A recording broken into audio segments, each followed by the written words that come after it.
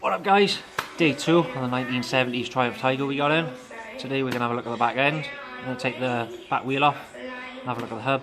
We've got a bit of tidying up to do here. I'm going to take all the accessories, the number plate bracket and everything off the back mudguard so we can correct the paint and tidy up the accessories.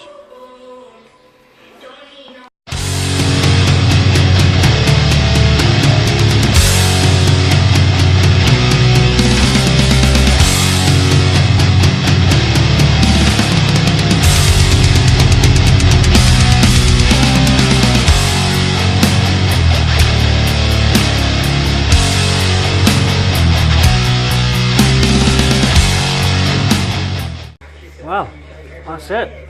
The back end is stripped.